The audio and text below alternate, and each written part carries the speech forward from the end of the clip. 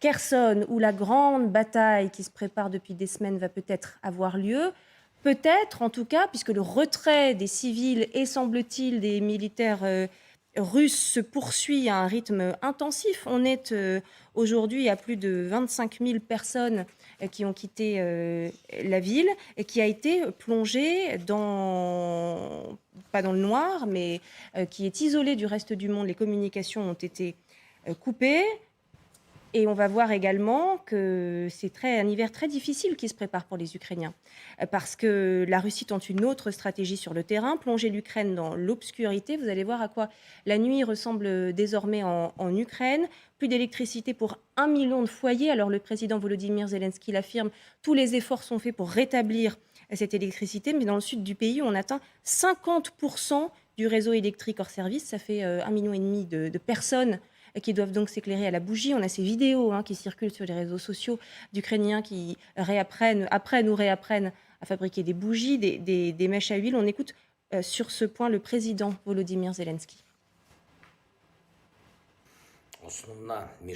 La cible principale des terroristes russes est l'énergie. Par conséquent, s'il vous plaît, consommez l'électricité encore plus consciemment qu'avant. La stabilité de notre industrie énergétique nationale dépend de chaque ville et district d'Ukraine. Alors, appel entendu, puisque les Ukrainiens ont déjà réduit leur consommation de 5 à 20% en moyenne. On apprend aussi que la ville de Kiev doit procéder aujourd'hui à des coupures de stabilisation 1 heure à 4 heures par quartier. On va peut-être pouvoir les voir, ces images d'habitants qui fabriquent leur propre éclairage parce que c'est un hiver froid et dans l'obscurité qui se prépare pour une partie de l'Ukraine. C'est une stratégie qui pourrait conduire à une catastrophe humanitaire planifiée telle que l'Europe n'en a pas connu depuis la Seconde Guerre mondiale. C'est le Premier ministre ukrainien qui le dit. Votre réaction, Anne Kratz? Oui, effectivement, ça se présente très mal pour les Ukrainiens, surtout si l'hiver est aussi dur que d'habitude dans ces contrées. Il faut quand même souligner, et c'est paradoxal, que les Russes n'ont pas encore fermé le gaz. Le gaz qui passe par le pipeline à travers l'Ukraine n'a pas été fermé par les Russes. Et en fait, ils n'ont pas besoin de le détruire, ils n'ont qu'à fermer le robinet, en quelque sorte. C'est ça qui est assez paradoxal. Mais tout dans cette guerre, la conduite de cette guerre au niveau des Russes était paradoxal aussi, parce que c'est fait, si j'ose m'exprimer ainsi, en dépit du bon sens. Quant à ce qui se présente pour les habitants d'Ukraine, ils ont montré dans cette guerre qu'ils sont des gens avec beaucoup de ressources, et on espère que pour l'hiver, ils sauront se prémunir contre le froid. Mais pour avoir de l'électricité, ça c'est autre chose. On a tout de même des estimations déjà tragiques de nouveaux départs forcés de population.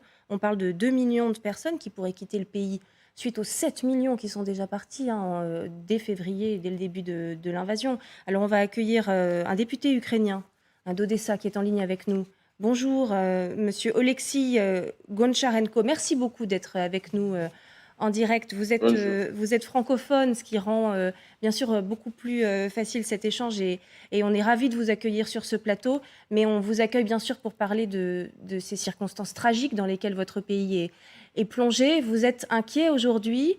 Effectivement, vous aussi, comme le dit votre Premier ministre, d'une catastrophe humanitaire planifiée, c'est ça qui se prépare? Oui, bonjour. Oui, c'est vrai, malheureusement, la Russie fait la guerre avec ce chemin terroriste. C'est le grand problème pour nous, bien sûr, parce que les armes russes ne peuvent pas arrêter les armes ukrainiennes. Et maintenant, Poutine fait tout pour détruire la vie dans le pays, la vie pour les civils, avec destruction d'énergie, des objets énergétiques et aussi des infrastructures.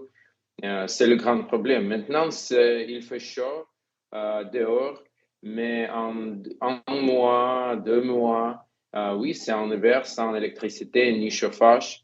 C'est malheureusement absolument réel, et c'est une menace très, très réelle pour nous. Et bien sûr, si ce sera comme ça, la nouvelle vague de migrants, de réfugiés va aller à l'Europe parce que les jeunes, les femmes, les enfants, les gens âgés ne peuvent pas vivre, habiter à les grandes villes sans chauffage et sans électricité. Mais maintenant, c'est possible de changer la situation.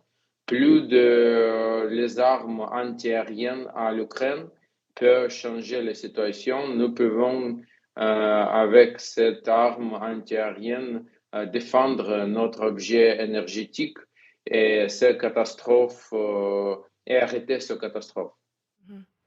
Vous nous confirmez qu'à Kiev, il y a déjà des roulements avec des coupures de courant régulières aujourd'hui pour faire face justement à ce manque d'électricité suite à ces Oui, frappes? malheureusement, oui, c'est vrai. Nous avons en différentes parties du pays, il y a les villes qui sont sans électricité maintenant.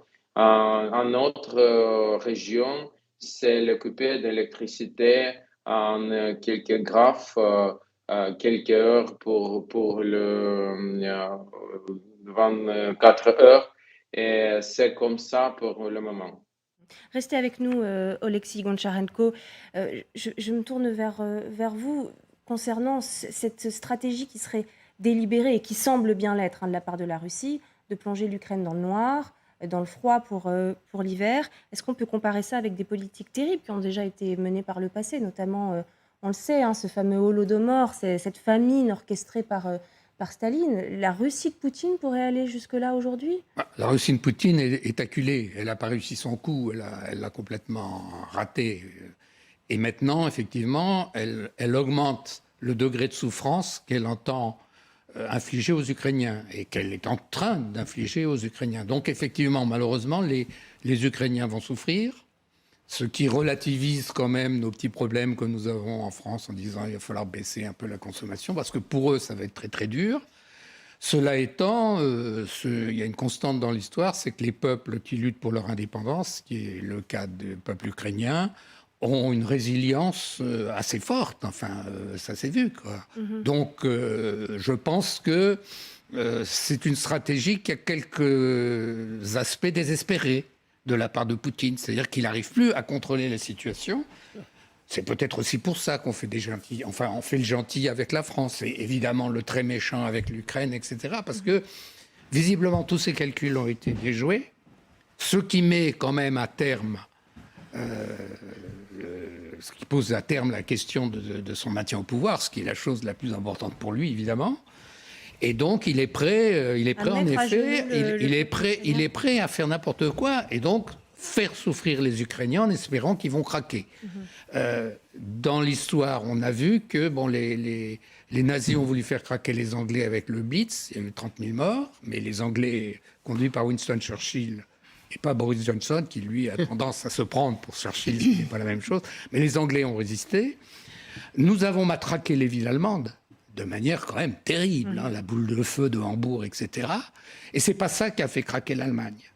C'est pas ça qui a fait craquer l'Allemagne, puisqu'elle a réussi à redévelopper son économie de guerre. Ce qui a fait craquer l'Allemagne, c'est la pression d'un côté de l'armée rouge qui arrivait et de l'autre côté des armées alliées. Donc c'est pas une stratégie qui, dans l'histoire, elle a abouti à de très grandes souffrances, mais généralement, elle a échoué. Et espérons, touchons pas du bois parce qu'il n'y a pas de bois là, mais espérons que une nouvelle fois, ça marchera pas. On sait aussi que l'objectif de Vladimir Poutine, Oleksiy Goncharenko, est de pressuriser l'Europe. Est-ce qu'il y a aussi, dans ces bombardements et dans cette privation d'électricité aujourd'hui de plus d'1 million de foyers ukrainiens, la volonté de pousser les Ukrainiens à nouveau à quitter le pays, à l'exode, et à exercer une pression migratoire importante? Vous parliez de plusieurs millions de réfugiés ukrainiens en plus qui pourraient frapper à la porte de l'Europe prochainement. C'est le style de Poutine. Il est terroriste numéro un à tout le monde et il fait ça à Syrie et faire cette vague de réfugiés. Maintenant, il fait ça avec l'Ukraine. Oui, c'est son objectif absolument barbarique, terrible, mais c'est le style de la guerre à la russe, malheureusement. On accueille Olivier Vérine qui vient d'arriver. Bonjour. Bonjour. Vous êtes politologue, rédacteur en chef du journal d'opposition russe Russian Monitor. une réaction à ce dont on parle et à cette stratégie délibérée de priver aujourd'hui les Ukrainiens d'électricité, de les pousser à nouveau à l'exode? Ça ne fonctionnera pas. C'est bon, ce que vous venez de dire. C'est tactiquement, c'est nul. Moi, mes amis ukrainiens m'envoient des petites vidéos comiques dans leur story où ils mettent des bougies, ils font avec de la musique, ils font des soirées, ils filment le chat, etc. Donc pour l'instant, ils prennent ça dans une grande dérision. Ils se préparent à une résilience. Certains disent soit on va aller à la datcha de la grand-mère et là on va pouvoir se chauffer au bois, soit on va aller dans les abris et là on aura un poêle pour toute la grande pièce et on va loger 30-40 personnes. Ils vont se débrouiller. Certes, mais on a le Premier ministre ukrainien qui nous dit quand même qu'il va y avoir des morts de froid en Ukraine cet hiver. Écoutez, moi j'ai vécu 10 ans là-bas, effectivement ça descend à -30. Ouais. C'est pour ça que je dis ils vont quand j'étais dans les abris sous mon immeuble, les abris on peut chauffer assez facilement à l'intérieur en mettant du monde et tout, on peut se débrouiller. Actuellement il y a énormément je connais une association humanitaire notamment qui achète et qui distribue des poêles à bois ou des poêles à fioul. Donc si vous voulez, tout s'organise. La résistance, effectivement, à cette stratégie russe s'organise. Merci beaucoup, Oleksiy Goncharenko. Merci d'avoir pris le temps d'être avec nous sur LCI pour nous donner ces derniers détails sur ce que vous traversez. Merci à vous. Et quant à nous, on se retrouve juste après une courte pause. On va se rendre, justement, je vous en parlais il y a un instant, à Kherson. Que préparent les Russes là-bas? Tous les canaux de communication auraient été coupés selon les médias ukrainiens. On va tenter d'y voir plus clair. Restez avec nous.